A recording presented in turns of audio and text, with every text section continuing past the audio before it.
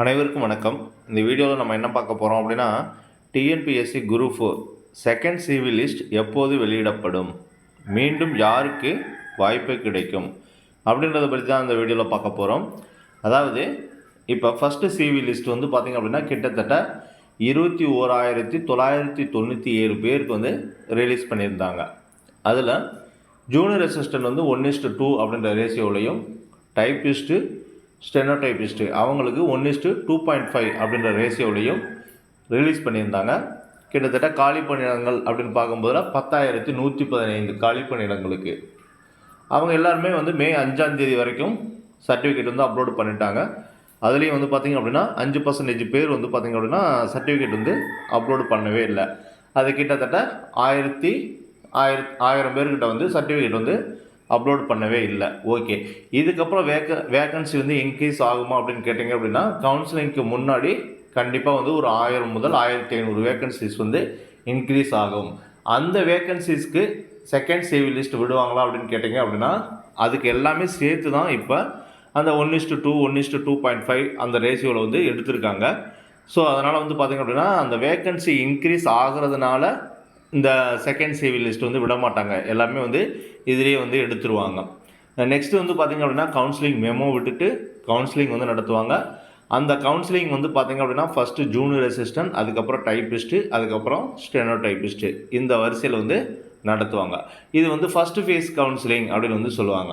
இந்த first face கவுன்சிலிங்கில் வந்து எந்தெந்த போஸ்ட்லாம் ஃபில் ஆகுது அப்படின்றத வந்து பார்ப்பாங்க. ஃபில் ஆகாத போஸ்ட்டுக்கு அந்த சிவி அப்லோடு பண்ணவங்க இருக்காங்க அப்படின்னா அதில் வந்து எடுப்பாங்க. அந்த போஸ்ட்டுக்கு வந்து அந்த சிவி அப்லோடு பண்ணவங்க இல்லை, இது கரெக்டாக வந்து காலி ஆகிடுச்சு அப்படின்னா செகண்ட் சிவி லிஸ்ட் வந்து வெளியிடுவாங்க. அப்போ ஃபில் ஆகாத போஸ்ட் வந்து எதில் இருக்கும்? கண்டிப்பாக வந்து பார்த்திங்க அப்படின்னா இந்த ஸ்பெஷல் கேட்டகரி அப்படின்னு வந்து சொல்லுவாங்க. ஸ்பெஷல் கேட்டகரி அப்படின்னா மாற்றுத்திறனாளிகள், எக்ஸ் சர்வீஸ்மேனு, அப்புறம் ஆதரவற்ற விதவைகள். ஸோ இதில் வந்து ஃபில் ஆகாது. அதுக்கப்புறம் பிசி முஸ்லீம் அப்படின்னு வந்து சொல்லுவாங்க, அதில் வந்து ஃபில் ஆகாது. அதாவது பிசி முஸ்லீமில் வந்து அந்த ஆதரவற்ற விதவைகள், எக்ஸ் சர்வீஸ்மேனு, மாற்றுத்திறனாளிகள், இந்த மாதிரி ஸ்பெஷல் கேட்டகரி. அதே போல் எஸ்சிஏ எஸ்டி, சரிங்களா? ஸோ இந்த கேட்டகரியில் தான் வந்து பார்த்திங்க அப்படின்னா அந்த போஸ்ட் வந்து ஃபில் ஆகாது.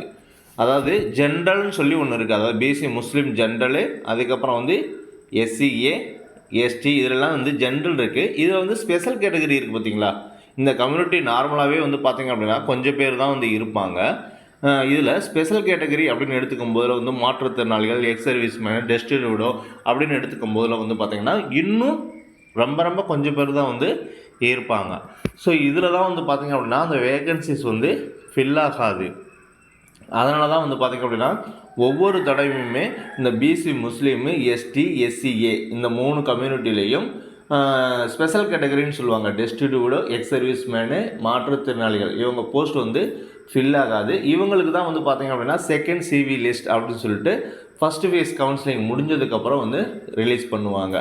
ஸோ ஆக மொத்தம் வந்து பார்த்திங்க அப்படின்னா ஜென்ரலாக இருக்கக்கூடிய, அதாவது பிசி, எம்பிசி, எஸ்சி, ஸோ இவங்களுக்கெல்லாம் வந்து செகண்ட் சிவி லிஸ்ட் வர்றதுக்கு ரொம்ப அரிது. ஆனால் எஸ்சிஏ, எஸ்டி, பிசி முஸ்லீம் இவங்களுக்கு ஸ்பெஷல் கேட்டகரியில் இருக்கவங்களுக்கு செகண்ட் சிவி லிஸ்ட் வந்து வரும். நன்றி, வணக்கம்.